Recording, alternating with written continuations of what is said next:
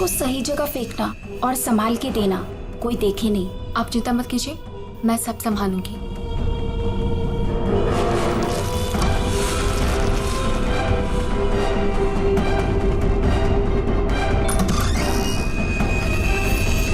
जल्दी दो। कौन है बेटा? कोई नहीं माँ, कचरा वाली थी।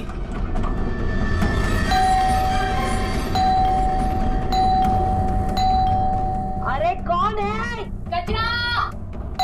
अरे आ रही हूँ। क्या बैग खराब कर देगी? है? तू कौन है? मैडम, मैं ना नई सफाई वाली है। वो क्या है ना, सविता गांव गई है तो उसकी जगह मेरे को रखा है यहाँ पे। ये सेक्रेटरी भी ना इन्फॉर्म ही नहीं करता है और किसी को भी रख देता है काम पे। क्या मैडम, सुबह सुबह चिलम चिली करने का। लाओ, वैसे भी मेरे को 10 और घरों में जाना है। लाओ जल्दी दो। है तेवर तो देखो, जैसे ऑफिस ही जाना है तुझे। चल जा, नहीं देते डब्बा। हाँ हाँ तो मत दे। वैसे भी तेरे कचरे से कितनी बदबू आ रही है। अच्छा, परफ्यूम मार के दूं कचरा तुझे? अरे तो मैं मरी नहीं चाही हूँ लेने के लिए। बात तो ऐसे करी है जैसे लगता है कचरा नहीं सोना मांग लिया हो। एक मिनट, कहीं आप वही झगड़ालू औरत तो नहीं जो घड़ी घड़ी सबसे झगड़ा करते फिरते रहती है? हाँ, अरे बहुत किसे सुने हैं आपके बारे में। हाँ ए लड़की, मुझसे सवाल चला रही है तू? हाँ? औकात क्या है तेरी? क्या हुआ? सुबह सुबह ये चिल्लम चिल्ली क्या चल रही है? देखो ना मैडम, मैं ना नई सफाई वाली कचरा लेने के लिए आई थी। वो सविता ना गाँव गई है, उसकी जगह मेरे को रखा है यहाँ पर। मैडम से कचरा क्या मांग लिया? ऐसा लग रहा है कि इसका कचरा बेच करके कोई सोने का महल बना लेगी मैं। बाबा रे बाबा, कितना झगड़ा करती है ये। ओह, तो इसमें कौन सी नई बात है? सबके साथ झगड़ा करना इनकी पुरानी आदत है। आ गई होशियारी झाड़ने। ए सुन, हमारे फटे में टाउन बताना। Mind your own business. चल, देख रहे हो ना कैसे झगड़ा कर रही है ये। वाह वाह, बड़ी आई। Mind your own business. पहले अपने माइंड का इलाज कराओ। सबके नाक में दम करके रखा है अपने रोज के झगड़ों की वजह से। भाभी जी please, I am sorry, I am really sorry. आप अंदर जाइए। शोभा, अंदर जाओ।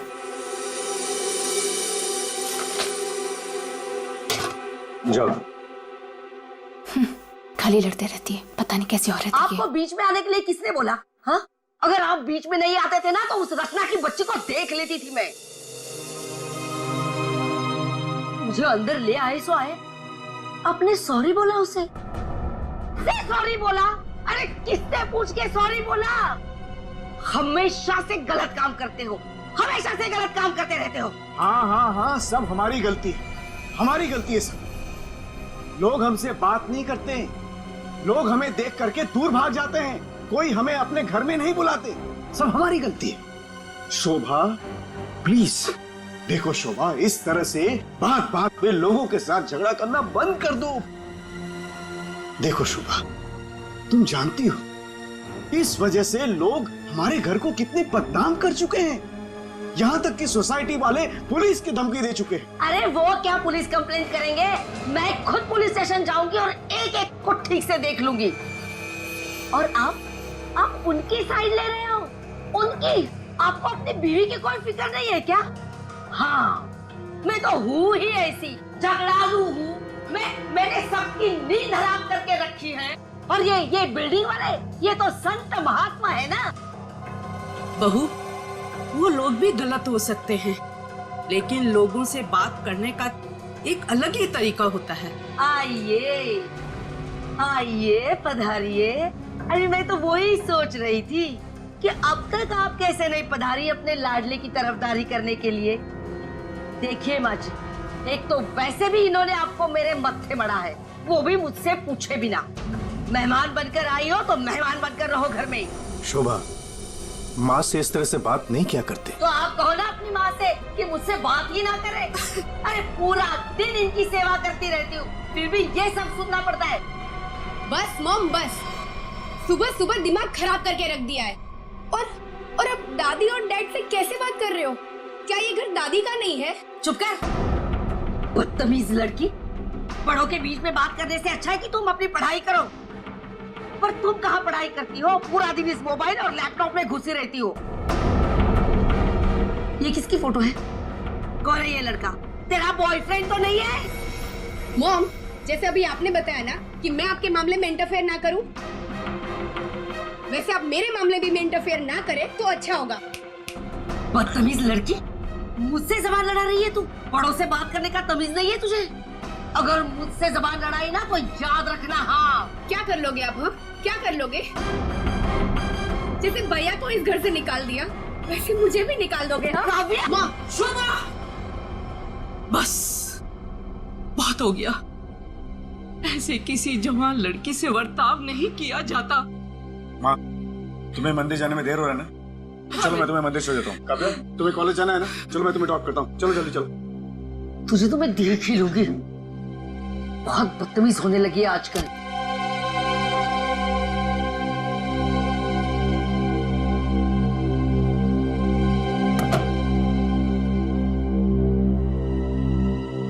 आने दो इस बुढ़िया को मंदिर से।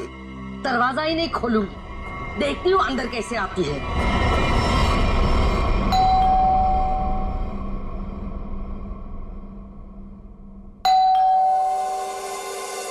शोभा, दरवाजा क्यों नहीं खोल रही हो? शोभा, क्या माँ जी? आपने शोभा को कहीं जाते हुए देखा है क्या? क्या हुआ माँ जी? रचना, तूने शोभा को कहीं देखा है क्या? माँ जी, मेरे इतने भी बुरे दिन नहीं है कि मैं उनको देखूं।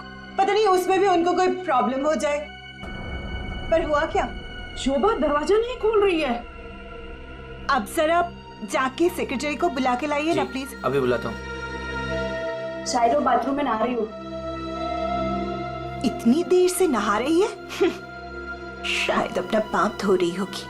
माँ जी, आपके पास घर की दूसरी चाबी होगी ना? नहीं। एक मिनट माँ जी, मैं आपके बेटे मनीष को फोन करता हूँ।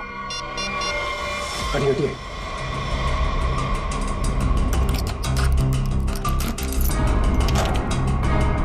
माँ, दरवाजा अंदर से बंद है।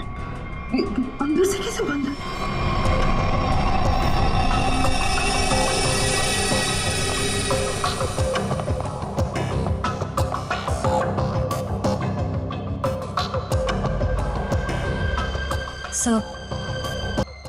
एक्सीडेंट हो सकता है। एक काम करो, घर में जितना सारा फर्नीचर है चेक करो, उसके कॉर्नर चेक करो फर्नीचर के, और फिर देखो कहीं पर नुकीली चीज है क्या, शायद उससे टकराई हो।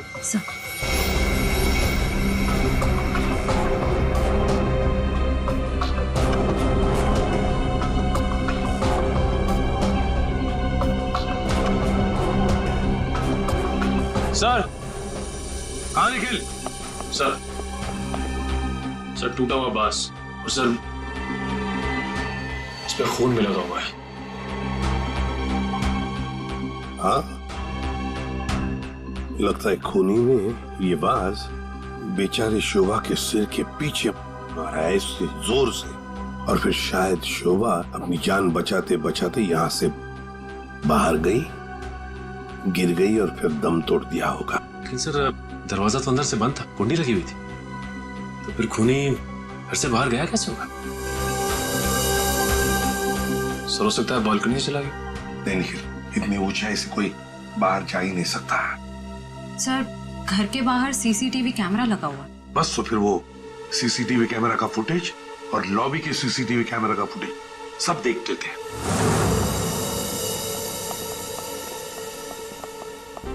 मनीष जी, आज सुबह आप, आपकी माँ और बेटी काव्या जब घर से बाहर गई तब शोभा जिंदा थी, है ना?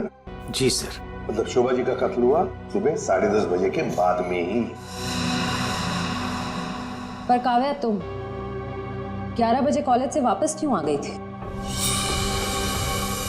देखो चुप रहने का कोई फायदा नहीं, हमने लॉबी के सीसीटीवी फुटेज में देख लिया है। तुम ठीक 11 बजे बिल्डिंग में अंदर आई थी। काव्या, तुम कॉलेज नहीं गई? वो मेरा फ्रेंड अश्मित हमारी विंग में रहता है, मैं उसी से मिलने वापस आई थी। अपने बॉयफ्रेंड से मिलने गई उसी वक्त जिस वक्त अपनी माँ का कत्ल हुआ।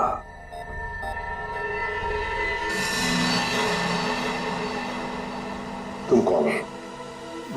मैं रितेश। रितेश, आपका बेटा? जी सर। पर तुम तो घर छोड़कर चले गए थे। जी वो मैं घर छोड़कर नहीं गया था, मुझे इनकी पत्नी ने घर से निकाल दिया था। मतलब तुम्हारी माँ ने यही आदर रखते हो अपनी माँ के लिए, यही संस्कार दिया? जब तुम यहाँ रहते नहीं थे तो किस लिए आए थे यहाँ पर?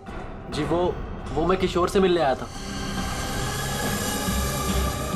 सर, अगर आपने सीसीटीवी फुटेज देखा होगा तो आपने देखा होगा कि मैं अपने डॉग को बाहर घुमाने लेके गया था। क्या बात है किशोर, जब ये रितेश तुम्हारे घर पे तुमसे मिलने आया तो तुम अपने घर से बाहर कुत्ता घुमाने निकल गए? हाँ सर, वो हमेशा आता जाता रहता है, पर इसमें प्रॉब्लम क्या है? प्रॉब्लम है शोभा जी का कत्ल हुआ है, समझे? चलो तुम सबकी बातें मान ली, बच्चे बिल्डिंग में आए अपने दोस्तों से मिलने, मगर घर नहीं गए। बिल्डिंग के अंदर बाहर लोग आते जाते रहे, और शोभा जी के घर के बाहर कोई नहीं आया। काश अगर कोई भी, एक भी शोभा जी से मिलने जाता तो शायद आज बेचारी मासूम शोभा बच जाती। सर, शोभा जी का सोसाइटी में किसी के साथ भी बिहेवियर अच्छा नहीं था। आए दिन छोटी छोटी बातों में झगड़ा करती थी। इवन सर, आज भी उनका झगड़ा हुआ था। झगड़ा हुआ था? किसके साथ? इनसे, रचना जी से। ओ सर, मैं सर, मैंने उसको नहीं मारा सर। मैंने तो कभी किसी मच्छर को भी नहीं मारा सर। एसीपी साहब, इन सोसाइटी के सारे लोगों को मैं जानता हूं। इनमें से ऐसा कोई नहीं है जो शोभा को इस तरह से मार सके। और शोभा जी का खून तो हुआ है ना, किसी ने तो किया है। अरे तारिका, ये क्या कर रही हो? ऐसा क्या कर दिया डॉक्टर साहब ने? करने दीजिए ना सर, कुछ भला करने जा रही है तो उसे टोकना ठीक नहीं है ना सर? नहीं, मैं जानता हूं अच्छी तरह से। जिस दिन मैं वहां पर लाशों की जगह लेटा हुआ होऊंगा ना, तुम लोग सबको मिठाई बांटने वाले हो, जानता हूं मैं तुम्हारे सारे इरादों के गुब्बारों को उड़ने से पहले ही फोड़ करके दम लूंगा, समझे? हमारी वजह से आप बच गए सालू के साहब, वरना तारिका ने तो आपका सर फोड़ ही दिया था।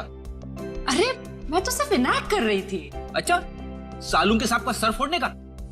जी नहीं, इस औरत के सर पे किस चीज से बहुत जोर से मारा गया है जिससे इसकी मौत हो गई, ये पता लगाने के लिए। देख सालुंखे, किस चीज से मारा ये तो हमें पता है, यही मर्डर वेपन है। हाँ, इस पे तो हमें इनका खून भी मिला था, जो उस वक्त तक सूखा भी नहीं था। ये लो, बहुत बढ़िया। हाँ?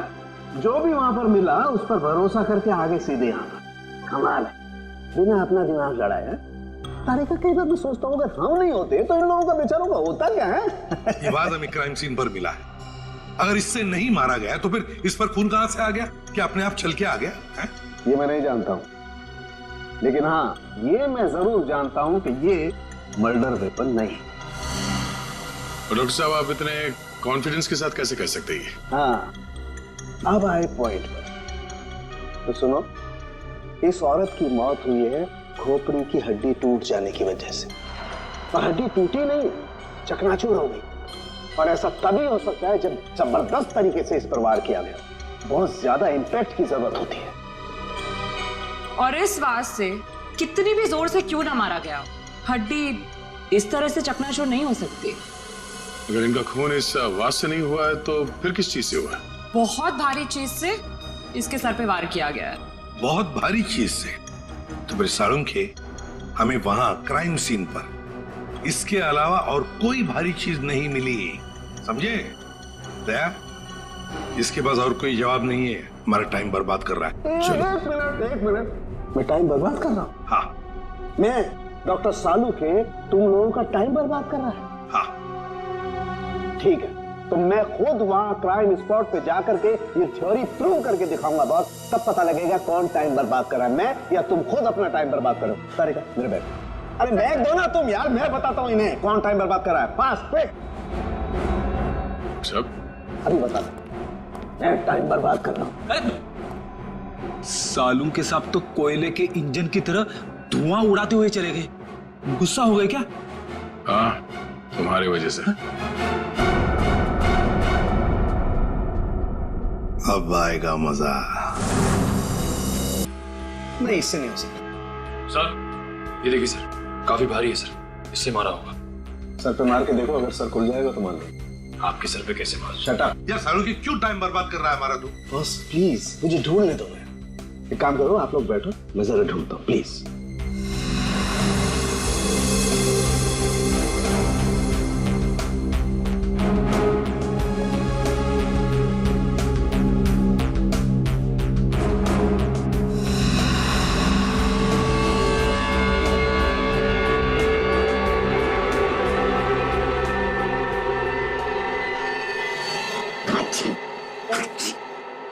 पूरी दुनिया में सर्दी फैलाएगा। ओए, अरे यार क्या हो गया? सर क्या हुआ, आप इतना ठीक क्यों रहे हैं? मसाला मसाला मसाला। हाँ सर, चारों तरफ मसाला गिरा हुआ है और यहाँ पे निशान भी है। लगता है मसाला कूटने का खलबट्टा रखा था यहाँ पे। सर बट्टा तो काफी भारी भी होता है। एक काम करो, आसपास जितने भी घर हैं, सारे के सारे घर चेक करो। श्रेया, दादी माँ को लेकर आओ।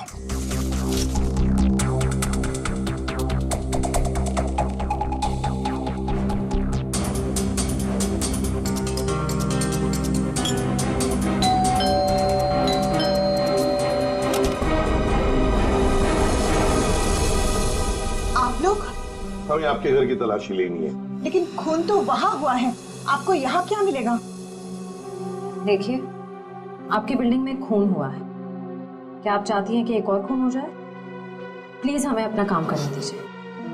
ओके, आइए।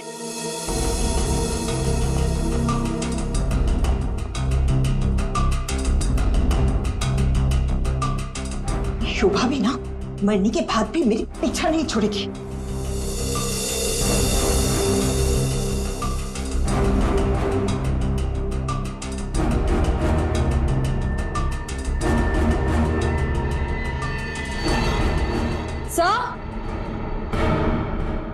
आश्रया, सर ये देखिए। सर ये तो हमारी है। नहीं नहीं, ये तो हमारा है। आंटी जी को कोई गलतफहमी हो रहा है। सर इसके नीचे शोभा का नाम लिखा हुआ है। शोभा? तो क्या आपने इन्हें ये दिया था? नहीं सर, आज सुबह तक तो ये हमारे पास ही था। तो फिर यहाँ कैसे? ओके, जरा चेक कर लिया।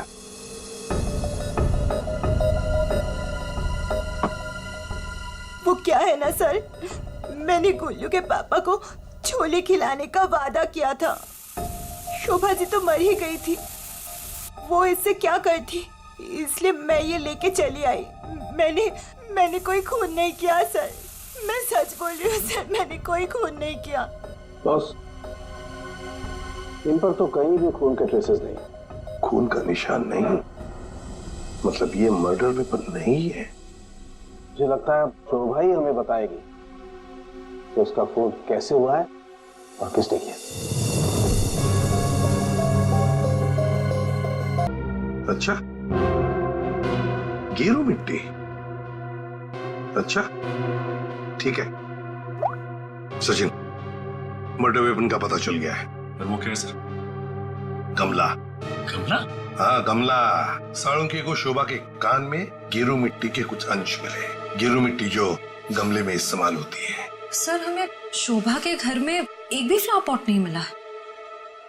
देखते हैं।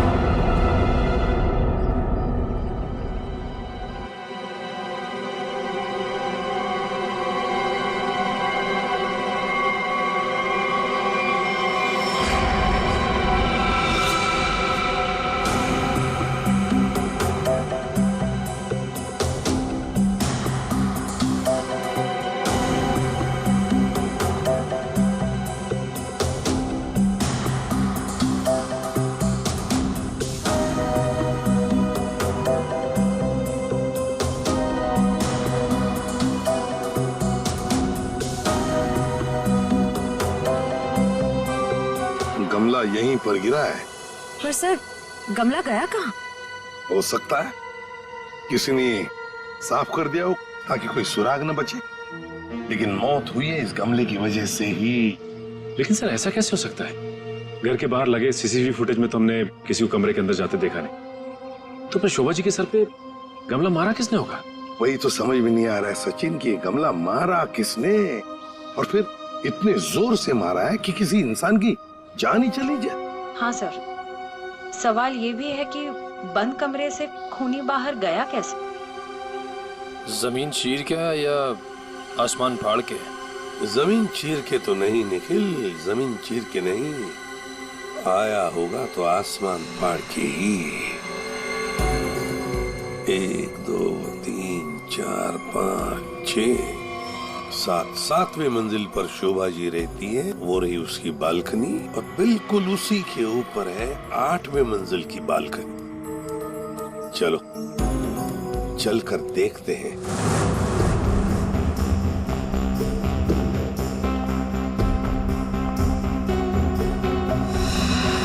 सर, श्रेया, सर ये देखिए, स्टैंड जैसा कुछ है। स्टैंड जैसा तो है।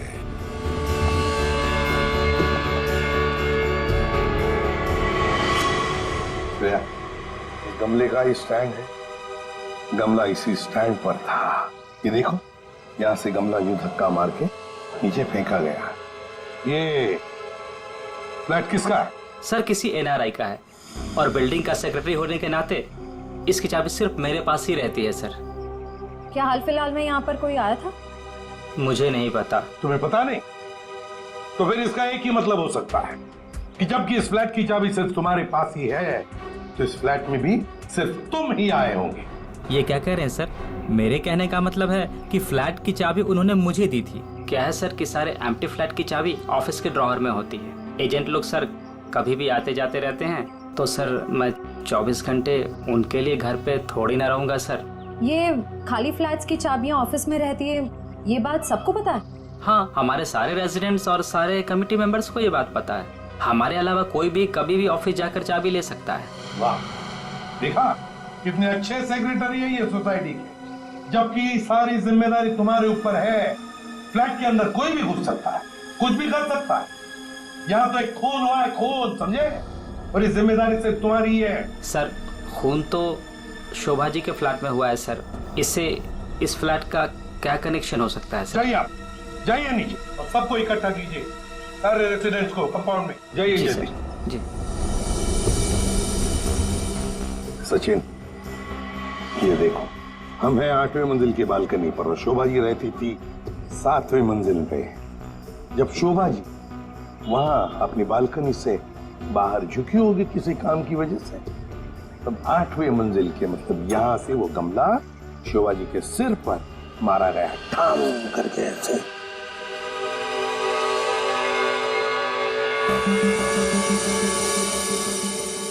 भगवान का लाख लाख शुक्र है, वरना आज तो मसाला कूटने के चक्कर में मेरी कुटाई हो जाती उन सीआईडी वालों के हाथों।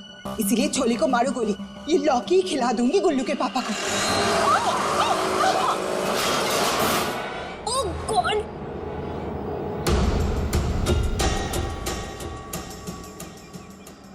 ये क्या किया? आज तो शायद लौकी भी नसीब में नहीं है। एक्सक्यूज मी, हाँ गलती आपकी है। एक तो आप मेरे बीचों बीच आ गई, उल्टा आप मुझे सुना रही हैं।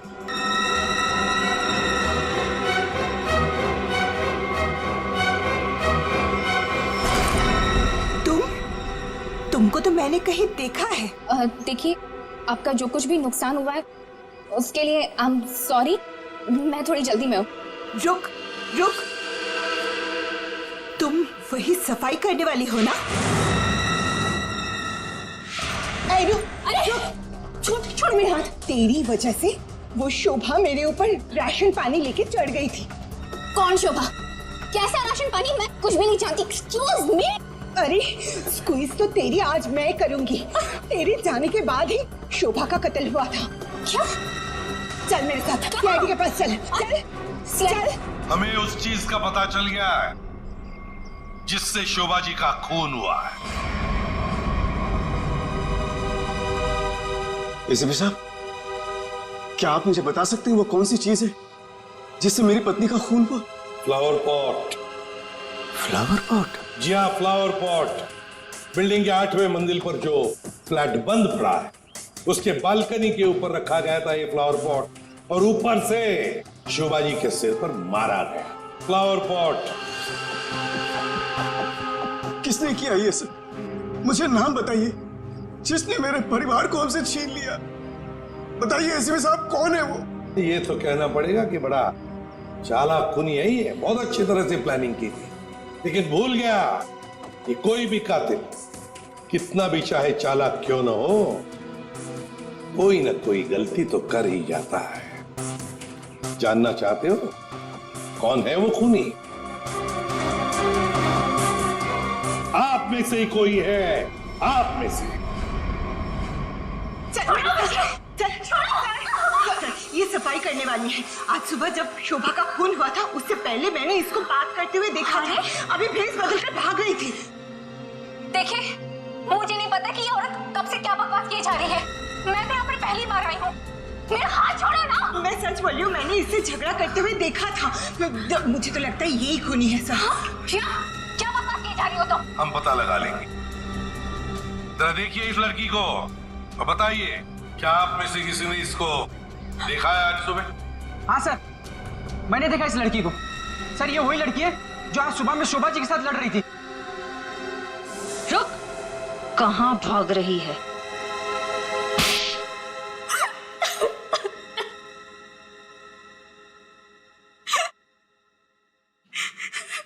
ये सब रोना धोना बंद करो और बताओ कौन कौन है इसके पीछे। तुम्हारे अकेली का काम नहीं है ये, बताओ जल्दी। कौन कौन मिला हुआ है तुम्हारे साथ इस काम में? है? क्यों खून किया शोभा का? खून? नहीं नहीं सर, मैंने कोई खून नहीं किया। मुझे कुछ नहीं पता, मैं सच कह रही हूँ। जमाना बड़ा बदल गया सर। इतनी महंगी घड़ी और ब्रांडेड चप्पलें पहन के घूम रही है। यहाँ तो सीआईडी में ईमानदारी से काम करने के बाद पिछले 5 साल में ये वाले जूते पहन पाया हूं मैं। हाँ, सच कह रहे हो फ्रेडी, लेकिन ये है ना मुखौटा पहनी है सफाई कामगार का, है तो कोई और ही। पूर्वी ऐसे नहीं बताइए। हाँ बोल नहीं, प्लीज प्लीज मैम, मुझे मत मारिए। मैं बताती हूँ, मैं सब सच बताती हूँ। दरअसल मेरे पास एक फोन कॉल आया था। कौन लोग थे मुझे नहीं पता, लेकिन वो लोग शोभा से बदला लेना चाहते थे। बदला कैसे लेना है वो सारे इंस्ट्रक्शन मुझे फोन पर बता दिए गए थे। मैंने बस उसे फॉलो किया था और कुछ नहीं किया था, खून नहीं किया था सर। एक अनजान आदमी ने तुम्हें फोन कॉल किया और तुम उसकी मदद करने के लिए तैयार हो गई? हाँ सर। ऐसी क्या दुश्मनी थी तुम्हारी शोभा से? सर शोभा अच्छी औरत नहीं थी, वो बहुत ही घमंडी और झगड़ालू किस्म की औरत थी। समय एक स्टोर में सेल्स गर्ल का काम किया करती थी। मेरे स्टोर में आई वो एक दिन, नेल पेंट दिखाने के लिए कहा। नेल पेंट का ढक्कन जब मैं खोल रही थी तो सर गलती से वो नेल पेंट की कुछ बूंदें उसके साड़ी के पल्लू पे गिर गई थी सर। उसके बाद उसने जो हंगामा खड़ा किया, मैंने उससे माफी मांगी, मिन्नती की कि प्लीज मुझे माफ कर दीजिए, लेकिन उसने मेरी एक बात भी नहीं मानी। मैनेजर के पास चली गई सर। मैनेजर ने मुझे नौकरी से बाहर निकाल दिया। 2 महीने तक मुझे कहीं कोई नौकरी नहीं मिली। घर का किराया तो दूर, खाने तक को मेरे पास पैसे नहीं थे। मकान मालिक मेरे सिर पर चढ़ करके मुझे परेशान करने लगा, कहा कि निकलो मेरे घर से। सर उसने मेरी पूरी जिंदगी तबाह कर दी। फिर मैंने ठान लिया था कि उस शोभा से मैं बदला जरूर लूंगी। इसलिए तुमने कानून को अपने हाथ में लेने का फैसला किया है? सर मैं मानती हूँ कि मुझसे बहुत बड़ी गलती हो गई। प्लीज आप लोग मुझे माफ कर दीजिए प्लीज। ये लो, सब कुछ मान लिया तो माफी मिल गई, ऐसे लगता है तुम्हें? है? तुम्हारी सजा हम कम कर सकते हैं, मगर एक शर्त पर। हाँ सर, मुझे आप लोगों की सारी शर्त मंजूर है। बताइए मुझे क्या करना होगा? तो ये बताओ कि फोन पे एग्जैक्टली क्या इंस्ट्रक्शन दिए गए थे तुम्हें? मुझे बस वो फ्लावर पॉट गिरने के बाद उसे साफ करने के लिए कहा गया था।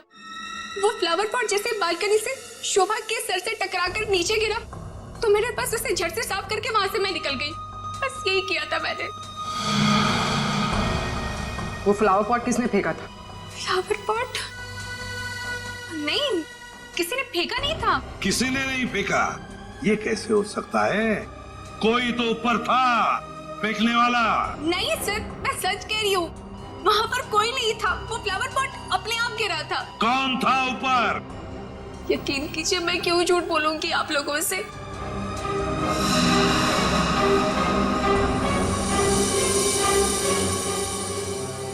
निखिल, पता लगा किसका फोन आया था शीला को इंस्ट्रक्शंस देने के लिए? सर। दया, टूटे हुए फ्लावर पॉट के टुकड़े अच्छी तरह से देखो।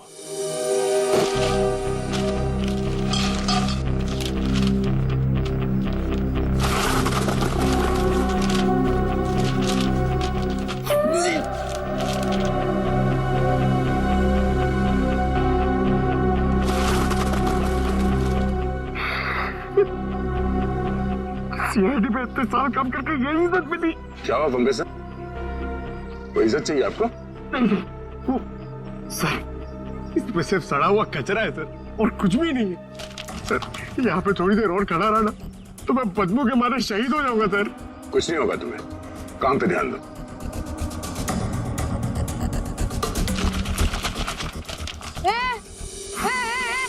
ये क्या कर रहे हो? ये मेरा इलाका है, यहाँ मैं किसी और को कब्जा जमाने नहीं दूंगी। सीआईडी? रुक। देखो जरा, चलो। सर, हाँ, सर पे पैर रख के भाग गई सर। आपको थोड़ा सॉफ्ट रहना चाहिए। आपको देख के डर के भाग गई सर। वो टाइम नहीं ना, वो कचरा।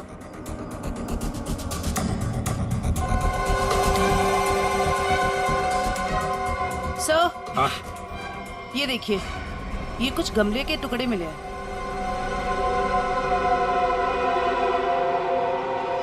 अच्छा,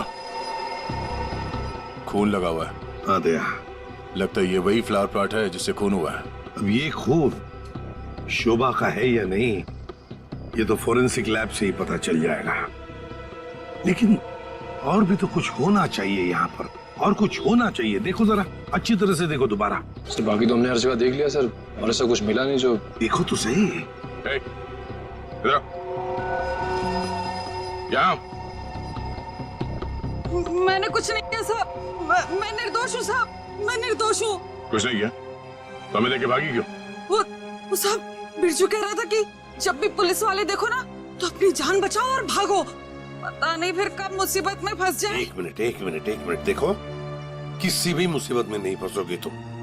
इतना बताओ, क्या सुबह तुमने यहाँ से कुछ कचरा उठाया था? हाँ, घबराओ मत, उठाया था कचरा? हाँ, उठाया तो था, इस थैले में ही है। दिखाओ जरा। नहीं, मैं नहीं दूंगी, ये मेरी रोजी रोटी है साहब। अरे हमें उसका भजिया नहीं तलना है, हमें सिर्फ ये देखना है कि उसके अंदर क्या है। इधर दो।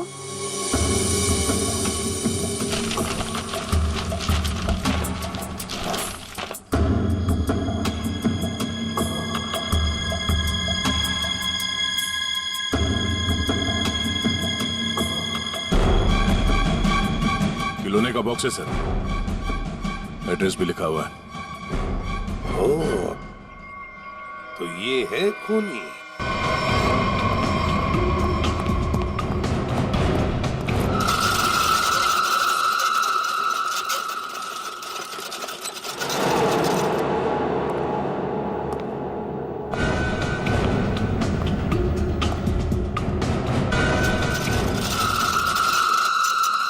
कौन है? कौन है?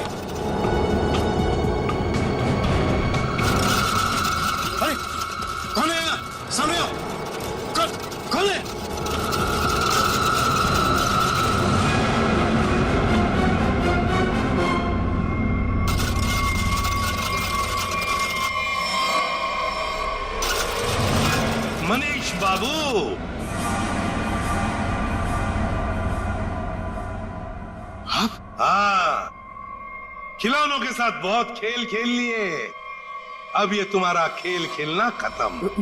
मैंने आगे रास्ता बंद है। मैंने कुछ नहीं किया।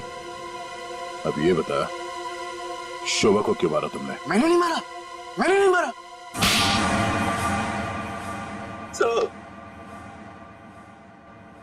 शोभा एक झगड़ालू औरत थी साहब, झगड़ालू औरत। हमेशा गालियां देती थी साहब, हर छोटी मोटी बात पे चिल्लाती थी, भद्दी भद्दी गालियां देती थी। आतंक था साहब उसका एक। हम सबको वो मेंटली टॉर्चर दे रही थी साहब, लेकिन फिर भी हम सबने सहा, हर बात को सहा साहब। जब तक ये बात घर के चार दीवारी तक थी तब तक तो ठीक था, लेकिन धीरे धीरे ये बात साहब घर के चार दीवारी से बाहर निकल के मोहल्ले तक फैल गया। आए दिन लोग पड़ोसी हमारे पास आते थे कंप्लेन लेकर के, शोभा ने किसी का झगड़ा किया, मारपीट किया। तंग आ चुके थे साहब, हम लोग तंग आ चुके थे। फिर भी हमने शोभा को समझाने की कोशिश की, मगर वो नहीं समझती थी, नहीं समझती थी साहब। हमने तो थक के छोड़ दिया था ये सोचना कि उसे समझाना रोकना हमारे लिए मुमकिन ही नहीं है साहब। बस सिर्फ इसी वजह से तुम लोगों ने उसकी जान ले ली? तो और क्या करता, और क्या करता साहब, बताइए आप मुझे। सोसाइटी वालों ने उसे तंग आकर के हमें नोटिस दिया घर खाली करने के लिए। अगर हम घर खाली नहीं करते इस सूरत में वो हमें पुलिस की धमकी दी। अगर ऐसा था तो डिवोर्स दे देते उसे मारने की क्या जरूरत थी? उसकी भी कोशिश की थी साहब, मैंने की थी मैंने, मगर उसने मुझे धमकी दी थी कि अगर मैंने उसे डिवोर्स दिया तो वो मुझे कोर्ट में घसीट के ले जाएगी। मेरे ऊपर डोमेस्टिक वायलेंस का इल्जाम लगाकर वो मेरे ऊपर केस करने वाली थी साहब। मैं मजबूर था, कुछ नहीं कर पाया साहब। रितेश, शोभा तो तुम्हारी माँ थी ना? सर, माँ का प्यार इस दुनिया में सबसे बड़ा प्यार होता है सर, पर वो तो सिर्फ अपने आप से प्यार करती थी सर। उसकी जरूरतें, उसका घमंड सिर्फ उसके लिए ही था सर। इस वजह से जब उसे मेरे और मेरी गर्लफ्रेंड वानी के बारे में पता चला तो उसने इंसल्ट करके मुझे घर से बाहर निकाल दिया सर। और इसीलिए जिस माँ ने तुम्हें जन्म दिया उसे ही मौत की नींद सुला दी तुमने, सिर्फ अपने खुशियों के लिए। हा? एक दिन रितेश मेरे पास आया एक सुझाव लेकर। उसने कहा कि पापा, अगर हमारी जिंदगी में शांति और चैन चाहिए तो शोभा की जिंदगी खत्म करनी होगी। और इसके लिए तुमने अपने पड़ोसी किशोर और नवीन की मदद ली, जो शोभा के दुश्मन थे उसके बर्ताव की वजह से। हा? सिर्फ इनको ही नहीं रहा, इन्होंने बाकी सारे लोगों से भी कांटेक्ट किया जिनका कोई न कोई झगड़ा था शोभा के साथ। उन सबको अपने प्लान में शामिल कर लिया, शोभा को मारने के प्लान में। शीला के बारे में तुम्हें कैसे पता चला? काव्या ने मुझे बताया। उसने शीला और शोभा के झगड़े के बारे में, क्योंकि काव्या शोभा के साथ ही स्टोर में गई थी। तो तुम्हारे इस प्लान को अंजाम देने के लिए कोई बाहर वाला चाहिए था, और ये शीला इस काम के लिए एकदम परफेक्ट थी। और इसे शोभा से बदला लेना था, इसलिए ये भी मान गई। वैसे सारी प्लानिंग की कैसे तुम लोगों ने, बताओ जरा। नवीन ने ऑनलाइन पर ट्रॉली बुक की थी। डिलीवरी होने के बाद वो ट्रॉली और रिमोट वाणी को दिया था। वाणी पेशे से इंजीनियर है साहब। वो ट्रॉली और गमले को किस तरह से रखना है इसकी प्लानिंग उसने की थी। और फिर वो ट्रॉली और रिमोट लाके किशोर को दे दिया। और फिर काव्या और रितेश ने मिलकर वो गमले और ट्रॉली को ऊपर बैल्कनी में सेट कर दिया।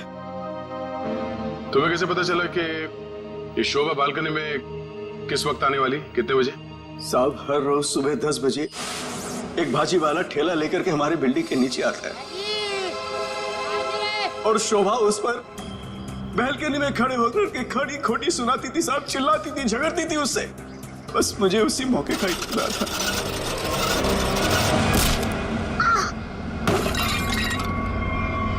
और फिर मैंने मां को फोन किया।